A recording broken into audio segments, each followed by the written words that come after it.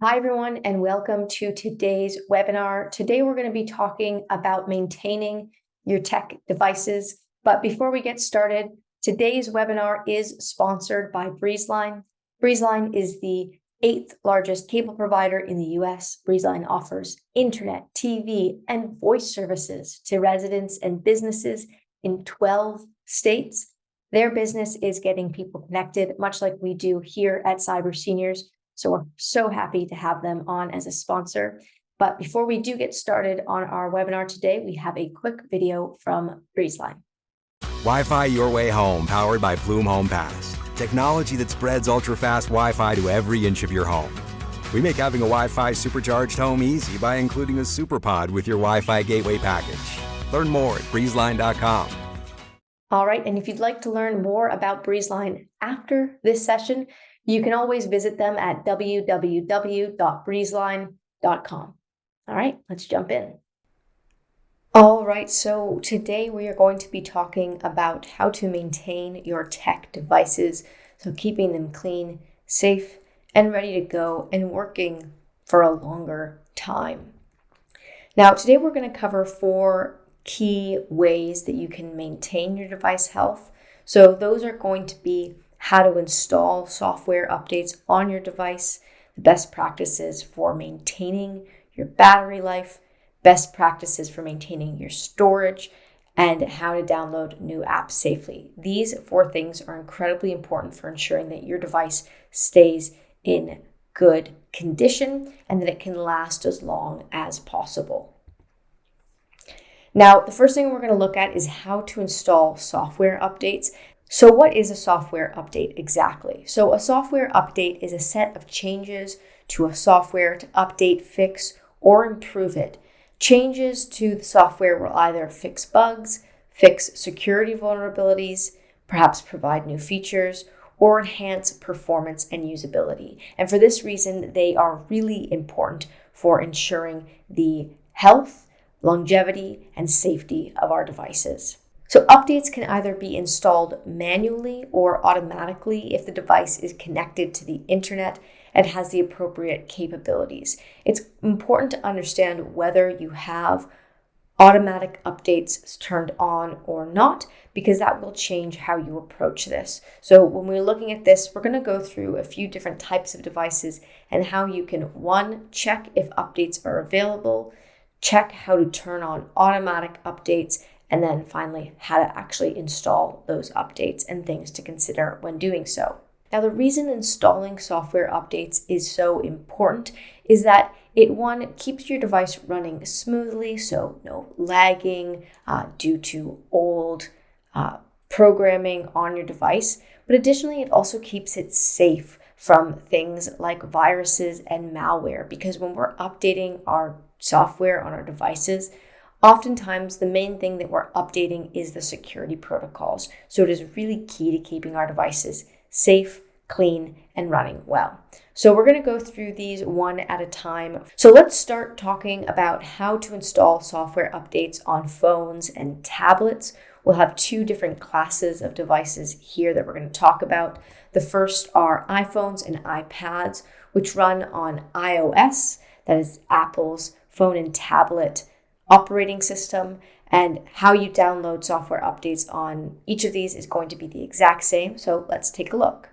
All right, so here I am on an iPhone. As I said, this is going to be the same process if you're doing this on an iPad.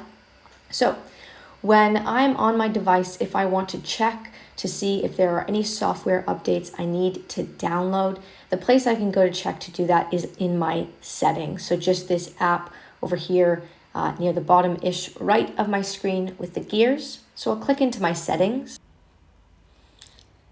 And within my settings, to get to my software updates, I simply need to scroll down and go to the menu called General.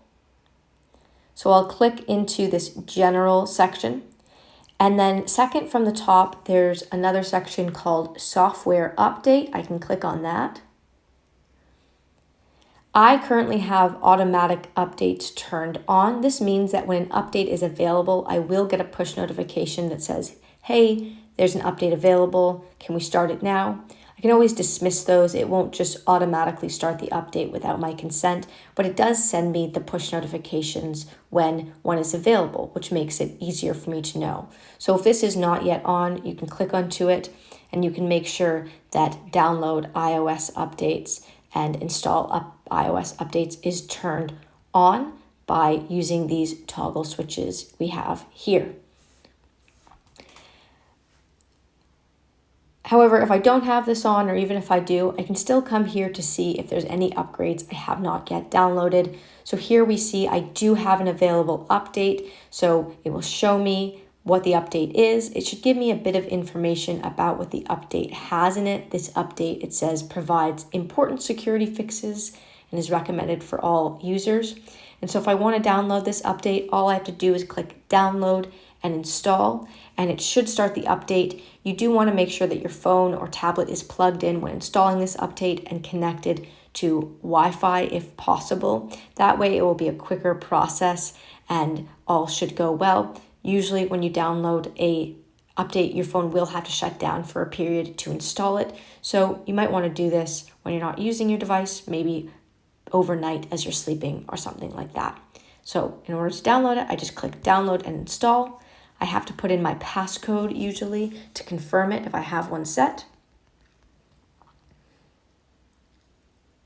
And then sometimes I have to agree to the terms of agreement of the new update. So I'll click agree.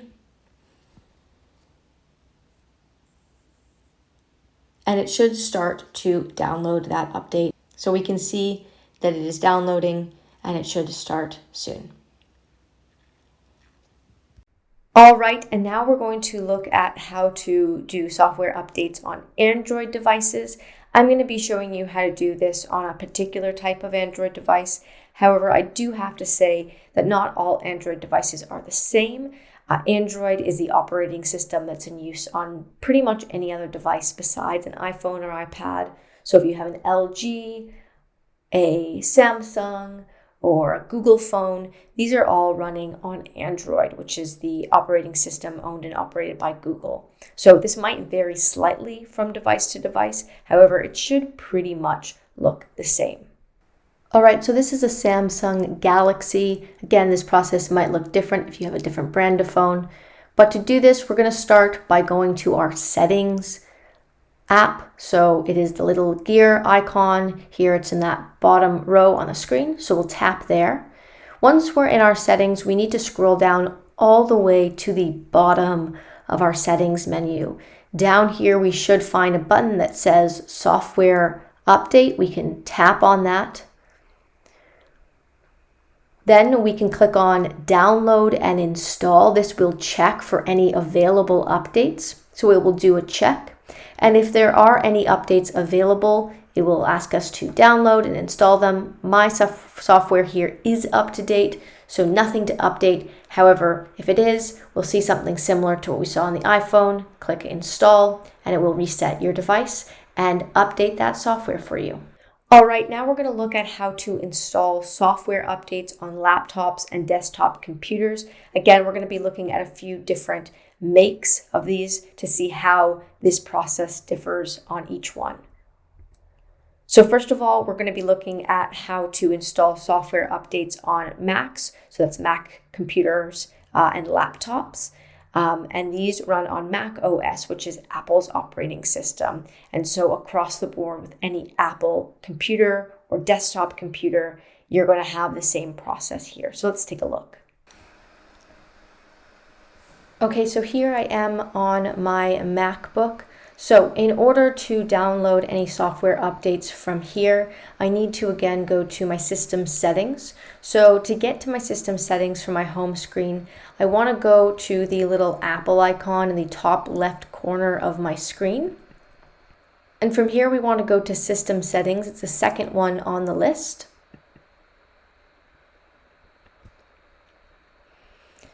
And within system settings, we will want to be going to software updates. So it's pretty easy. It should be right here. It says software updates available. So I can just click on that. If there's one available, that's where I'll see it. It will then check for the update or find the update. Again, here I have automatic updates turned on. So it will send me those push notifications when updates are available, and then I can automatically update them then or dismiss them for a later time if I want to. But again, here we'll see the update. It should give us information about what the update has. So lots of things here on this one of things that are being updated, but we can read all about it. And when we're ready, we can just click upgrade now. Again, wanting to make sure that our device is plugged in and that we won't need it for a little bit, because sometimes these upgrades can take a little bit of time and we won't be able to use our device during that time. So when I'm ready, I'll click upgrade now. Again, asking me to agree to the new terms of service. I'll click agree, and it should begin to download the update, and then following that, it will install the update. All right, and next we're going to be looking at how to install these software updates on Windows computers. We're going to be looking at Windows 11 devices, and again, this is an operating system that operates on many different brands of devices, whether it's HP, IBM, or otherwise. You're going to have Windows set up on those devices probably, so that's what we're going to be looking at here. All right, so here we are on a Windows desktop. So to begin the process of checking for and downloading an update, we want to go to our Windows menu. So we'll click on the little Windows icon, and within here we want to click on Settings. Once we click on Settings, we should be brought here, and if there's any updates available, we should see it in the top right corner. We can just click on that. We can click check for updates, and if there are any updates available, we'll click download and install. This will begin the download and installation process. Our device will download it, and then it will begin a restart process, and we should have our updated software installed. And then lastly, let's check out how to download software updates if you're using a Chrome OS device. So again, we may have different makes that use this operating systems, Lenovo, HP, etc. And Chrome is the operating system for computers and desktops that is owned and operated by Google. So let's take a look at how to download software updates on this type of device. All right, so here we are on a Chromebook. So to download an update on a Chromebook, we are going to start by going down to the bottom right corner of our screen. And we're going to click on where it has this little battery and other icon. And from here, we'll scroll up and we'll click on the little gear icon. This will open up our settings. And within our settings, we want to click on About Chrome OS in the left side menu. This should take us to a section where we should see and be able to search for updates. So we can check for updates by clicking this button near the center of our screen. It will check and download any updates we want. Once the update is downloaded, it will need to be installed. So it's going to want us to click restart to initiate that. I'm not going to do that right now since I'm recording, but that's how you download an update on Chrome OS. All right, next thing I want to talk about is maintaining the battery performance of your device. So battery life, what I mean when I say battery life is the amount of time your devices run before it needs to be recharged. So in a day, your device can run for 6 hours, say, and then you need to plug it in.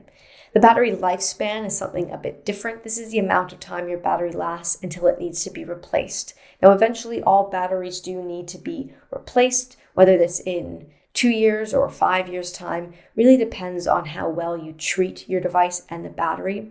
It also depends on the construction of the battery in the first place. We do know that a lot of technology companies practice something that they call planned obsolescence, which is where they basically design their devices to break down or begin to break down after 4 or 5 years so that you have to replace it. But hopefully some of these tips can help you extend that lifespan even longer so that you have less time between replacing devices or replacing batteries. So a bit about batteries. Lithium-ion batteries or Li-ion batteries have become the battery technology of choice in various arenas. For instance, lithium batteries are used almost exclusively in mobile phones, laptops, and many other electronic gadgets. So those are the types of batteries that are being used in most of our devices. Now, I touched on this already a bit, but why do some device batteries seem to die quickly? So the lifespan of lithium-ion batteries is generally about 500 cycles, so about a year and a half. And a battery cycle is measured by one full charge, so from 0% battery charge to 100.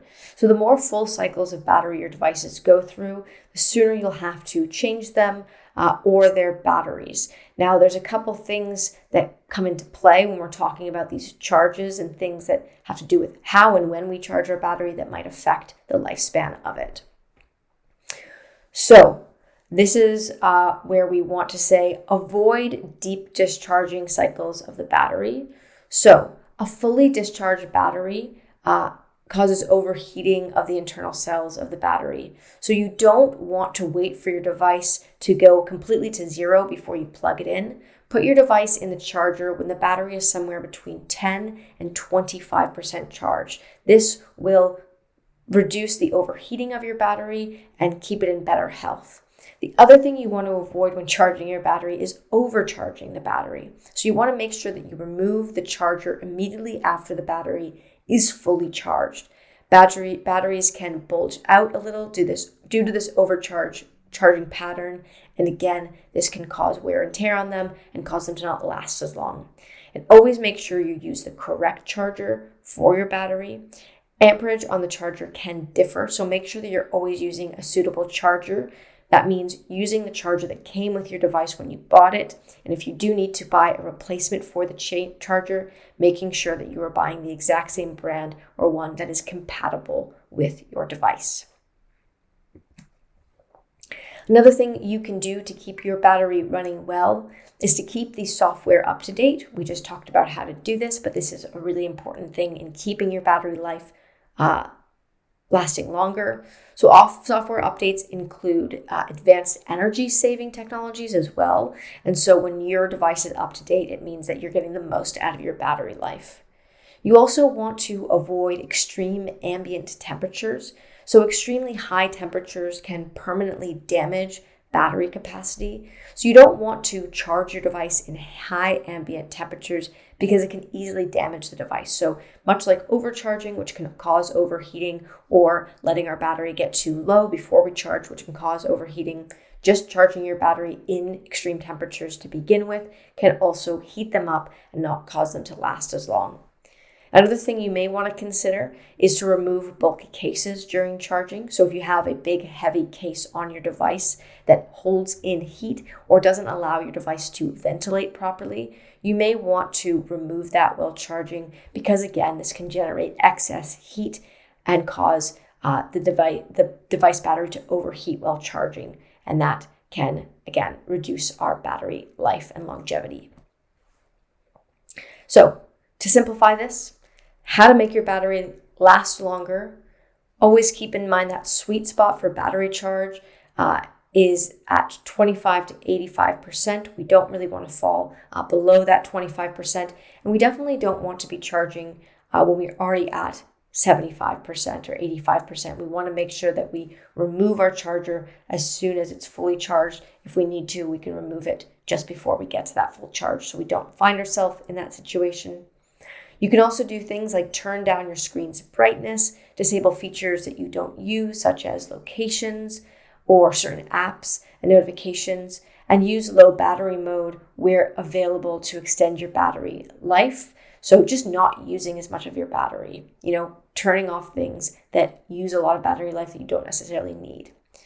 If you don't need to use Bluetooth, for example, that function, you can disable it because it can drain your device's battery. So something to consider when thinking about things that make your battery not last as long. And similar to laptops or computers, your mobile phone or tablet's device screen can automatically turn off if not in use. So you can save energy by reducing the screen timeout or the auto lock feature by 1 minute or even going down to 30 seconds. Both Apple and Androids have these features and they're easy to set up. So whatever device you are on, there is a timeout period of when your screen turns off. when you're not using it. You want to make sure that you put that at the lowest amount of time possible that's suitable for you, because that will also help save your battery. All right, so the next thing we want to talk about is maintaining storage. Again, having too many things on your device, using up too much of your storage can drain the battery life. It can also make it just lag and not work as well and make it vulnerable to other problems. So maintaining our storage is really important. When you have too much clutter stored on your device, you can experience these severe performance issues. So what can you do about this? So first of all, you can uninstall unnecessary apps and programs. So just because you're not actively using an outdated app, it doesn't mean it's still not hanging around. So get in control, learn how to free up storage space in your device by deleting unused applications that take up space. Some devices, including Apple phones and tablets and some Android devices, also have a feature in the settings that allow you to offload unused apps, so apps you haven't used in more than a month. It will still save your data on it, but if you're not using it, it won't keep it stored on your device, and that's a great way to save up space. You also might want to discard temporary files. So one of these essential recommendations on how to clear storage space is to clear cache and cookies. So every time you visit a website, for example, there's this trail of files left behind, such as cookies, images, text files, that are there to make your next visit to the same site faster. And each browser has a different type of way of clearing these files. So you might want to check how that works. But all these temporary files, though very small in single versions of themselves, when they add up, can bite into your storage space. So you may want to check out how to do that. Often we can do this just by clearing our browser history on our internet. Another thing to consider is to save data to the cloud. So if you have cloud-based storage, whether that's iCloud, OneDrive, Google Drive, or Dropbox, using this for as much as we can, because there may come a time when you can't store anything on your device because your physical memory of your hardware is full. So if you're wondering how to clear up storage space without deleting your files, this is one of the best ways to do so. You'll also be protected in case your device memory or hard drive fails or the device gets lost. So this is a great way to save up space, but also keep some of our data, files, photos, and all of that secure if something should go wrong with our physical device. So what is the cloud? Just want to clear this up if anyone is unclear. So cloud computing means nothing but basically storing and accessing data. So things like your images, videos, and documents and programs over the internet instead of on your computer hard drive or mobile's internal storage. So all of your files, or the ones you choose to store on cloud storage, are not stored on your physical device, but they're stored elsewhere in data towers somewhere, and you access them over an internet connection. So you don't actually have to put all of that information on your computer. You can store it elsewhere to save up space. Again, some examples of this might be Google Drive, OneDrive, or iCloud. So the last thing I want to talk about is installing new apps safely, because this will keep our device safe. It also should make sure that we're not over installing and having too much stored on our device, eating into our data and eating into our battery. So you want to make sure that you're not downloading apps impulsively. The safest route to find apps is to download them from a trusted source. So app stores provide consumers with added layers of security, and there's a far less chance of running into issues on app markets. So app markets are the Microsoft Store, the Apple App Store, the Google Play Store, and these are run by the actual device manufacturers and operating system manufacturers. So for example, if you have an iPhone or iPad or Mac computer, your native app store is the Apple App Store. If you are using an Android device, that's the Google Play Store. And if you're on a Windows computer, that is the Microsoft Store. These should be available on all of these devices automatically. They're pre-downloaded, and you can use them to safely download apps. Now, all the apps on these stores are screened for legitimacy, quality, safety, and a lot of other factors. And apps outside these markets are not put to the same standards. So they could potentially be harmful and they may infect your computer with malicious programs such as viruses. So you do want to make sure that you're using these integrated app stores when you are downloading apps as much as possible, with the exception of something you can't find in these app stores and you know how to download it safely outside of there. But if you don't know how to download things safely outside of app stores, stick to the app stores. They are your best bet for not running into any sort of malicious programming. And always, when you are using new apps, you want to inspect your permissions. So apps shouldn't have to have too many permissions. One, this will slow down your battery, and it will give them access to too much of your data that you may not want. So when you're using an app, the ones that are using permissions should be appropriate to the app, right? So permissions grant access to different features of your device. This may be your camera or your contacts, your location. So for instance, some permissions give apps access to write those messages or phone calls. So before agreeing to anything, ask yourself if the app really needs that specific element to function, right? If you're using Zoom video calling, obviously that app needs your camera. But if it's, say, your a gaming app where you're playing solitaire, that app should not require access to your camera. It's not using that as a part of a feature of the game. So you want to make sure that the permissions it has to certain elements of your device, whether it's your camera, your contacts, or your location, match what the app or program does for you. And if it doesn't, you either want to remove those permissions or just delete that app altogether. And always, when you're downloading apps, even if it is through a safe medium like an app store, read the ratings and reviews. These are a great way to see how others feel about the apps. And don't make your mind up exclusively based on reviews, because not all reviews should be weighed equally, and you should watch out for reviews that don't seem real, specifically positive ones. But this can tell you about, certain issues people have with the apps, if they're good, if they found that they slowed down their device because they were too large or anything like that. Reading those reviews is a great way to get a better understanding of how the app functions on your device and how it may affect your device. All right, so those are some tips for maintaining your devices, keeping them safe, keeping them running well, and keeping your battery life going. If you do have any questions about this topic, you can always call us toll free at 844-217-3057, or you can visit our website, www.cyberseniors.org. And as before, this webinar was proudly sponsored by BreezeLine. You can visit BreezeLine online to find out more about what they offer at www.breezeline.com. All right, thanks for listening.